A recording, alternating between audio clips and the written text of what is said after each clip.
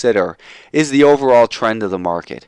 The best place to find the overall trend of the market is the S&P 500. The S&P 500 is a broad representation of the overall stock market, and really the benchmark that all professionals compare themselves to as far as money management goes. So if we take a look at the daily chart of the S&P 500, what we see here is we've got a chart here. These are using daily bars. Now, whether you want to use daily bars or if you want to use candles, and really on Realtick it's a very simple process to go between the two. I can just click on the candlesticks and make a candlestick chart here. A lot of people like the candlestick chart because the color, it looks nice in that, but really there's no advantage to either bars or candles. It just really comes down to a personal preference.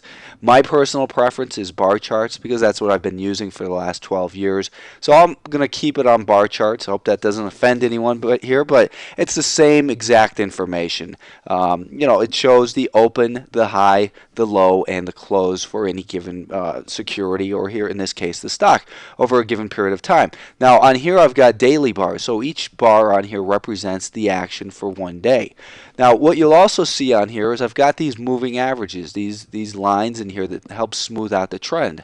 I've got 3 different moving averages. The first one here that my mouse is highlighting is the red one. That's the 10-day moving average. Then I've got the blue one here that represents the 20-day moving average, and the longer term one, the green moving average, represents the average closing price over the last 50 days. So it's going to take in a lot more data in its calculation. Therefore, it tends to lag the rest of the moving averages. It's considered the slower one because it's taking in more time, whereas the faster moving averages are the ones that are taking less data in. For instance, the 10-day moving average follows the stock price most closely in here. So the first thing I see right now is, what I want to look at is where are some important levels of support and resistance.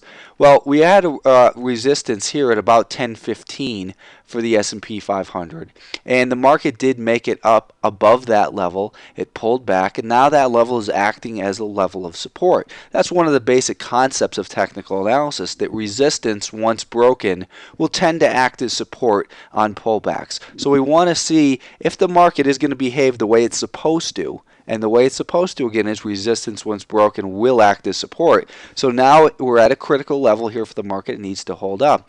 We want to give the benefit of the doubt to the primary trend. We can see the primary trend here is higher because we've got, basically the way I see the short-term 10-day moving average is that this represents the short-term trend. The 20-day represents the intermediate term trend for this for the market, and the longer-term trend on this time frame is represented by a 50-day moving average. So I've got the 10 above the 20, which is above the 50. They're all rising. That tells me the buyers are firmly in control here, and the stock, the market that is just experiencing a little pullback. Let's take a little bit deeper look at the market. Let's go a little bit further back in time.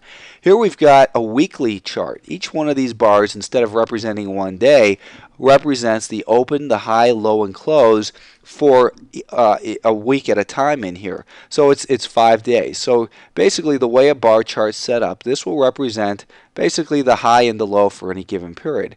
The left hash mark represents the open, and the right hash mark represents the closing price for that whatever time frame it is being studied. So here on the weekly bar, this shows going back to 1996. What we see here is that we've got the market definitely in an uptrend. What we want to do is take a look at the overall trends of the market and where we are. Are we in a bullish trend or are we in a bearish trend? There's basically 3 things the market can do. It can go up, it can go down, or it can go sideways. And what we do is we label those. We call this over here, when it's going sideways, we call this a stage 1 accumulation. That is before the markup stage. Stage 2 is that markup stage where we've got the market in an uptrend. The market's making higher highs and higher lows this whole way up. And that tells us that the buyers are firmly in control. We want to look to buy dips. As this moving averages start crossing back and forth, it represents indecision in here. And this is what's known as stage 3. Stage stage 3 is distribution. It basically goes back really to the economic cycle. So we've got stage 1, accumulation. Stage 2 is the markup. This is where we want to be buying stocks on the long side. Stage 3, well, when we have it crossing back and forth above and below moving averages, it tells us there's indecision. And that means that we should either focus on a different market or switch our time frame to shorter time frames where we can find better opportunities. And the distribution is followed by the inevitable decline. Here we can see that this is the bear market that began in 2000 and really I think ended just about April of 2003. The reason I say that is because after this stage 4 decline, where the market's making lower lows and lower highs, the market then turned sideways in here. When the market broke past this stage 1 accumulation, that told me that we've got higher highs and higher lows. We've got the short-term, intermediate, and long-term trends on the weekly chart now all confirmed higher as well. So the path of least resistance for this market is higher. Now, where would we expect to find a source of supply to halt this uptrend? Might be right around in here, right near about 1080 or so. This is a prior level of support. Support once broken will tend to act as resistance because the old buyers that are stuck in here waiting for the market to rally back. It's human nature. If you think about what we're looking at on these charts, what we're actually looking at is the collective thought process of thousands of hundreds of millions of decisions in here involving large quantities of money. And really it represents psychology of what all those participants are thinking. So right now we've got the primary trend in uptrend. Well, we can see that here when we zoom in on it on the daily chart. So what we're doing when we look at different time frames is we're trying to get closer to the action so that we can time our decisions better. So on the weekly chart, if we take this area that I'm just boxing in right now and just kind of put that in your brain for a second, and what we're going to do is we're going to magnify that. Basically, it's like putting it under a microscope at 5 times magnification, because now we're looking at that on the daily bars. Now what we can do here is go even deeper. We can take a look at this action, let's say from right about here, and we can take this action and blow this up at about another 6.5 times magnification, because this represents hourly chart. Each bar in here represents 1 hour worth of data. So we're starting to zoom in, get closer to the action, see these trends much more clearly, see how this resistance does act as support right in here. Almost to the penny you can see how precise that is.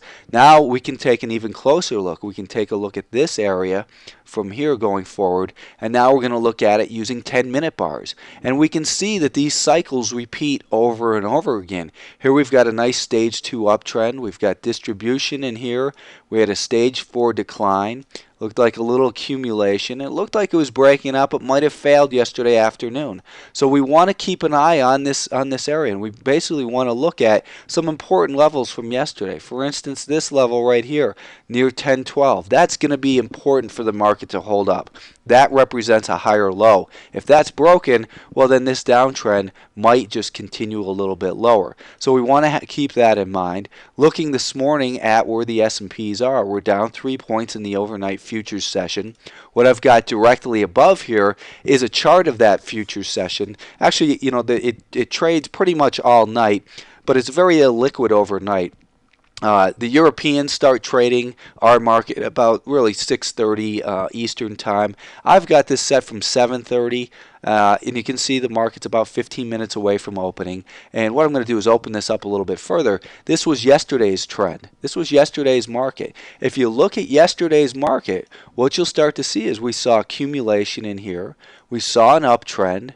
We saw distribution, and we saw a decline. So yesterday we saw a nice stage 2 bull market, and we saw a stage 4 bear market, giving the active day trader the opportunity to go long and short both in the same day. And really that's the trends that a real active trader is going to focus on. What we're going to be looking at is try to find some ideas here. Most likely we'll be in and out during the day, but we're looking for a bigger setup. Now one of the stocks I have on my screen is this SGMS, Scientific Games Corporation. If you look at this stock, it broke out to a multi-year high just a few days ago, and it's since pulled back. stock. So that tells me there's some real strength here. What we want to see is what happened. Well, it broke out. It had a nice run from about 8.25 up to 10.5, and then it pulled back on lighter volume. You see how the volume had advanced on this move higher. That told me there's good enthusiasm for the market, that the buyers are very enthusiastic. It pulls back on lighter volume. That says there's not a big aggressive source of supply coming in to sell this market. Therefore, chances are most likely it's going to continue higher again. Now, looking at a 10-minute chart, what my plan was today was to buy this stock on a move past basically this little resistance here. This is what I consider stage 1. Here's the stage 4 decline. Stage 3 began over here from the from the latest move higher from this stage 2. So the market tends to surge all at not all at once, but it goes through these periods where we have the uptrend. It distributes a little bit of a pullback, and then it's ready to go again. So basically the buyers regain control above this level right here. Well, if you look at my level 2 market maker, you can see the stock is now trading at $10.25. So it's gapping up away from me. So that tells me that there's strength in here. It also tells me be careful. I don't want to chase that strength. I don't want to be the guy that pays $10.25 and that ends up being the high of the day. Instead, I want to look at this stock, and maybe when the market opens, it's going to run up a little bit further. But what'll typically, we'll start to monitor this stock on a 2-minute chart and see how that pullback develops and look for a low risk buying opportunity in this stock. Even though the market's down, this stock is showing that there's buyers in here, and that's what we want to look at. At the same time, though, we will look at a stock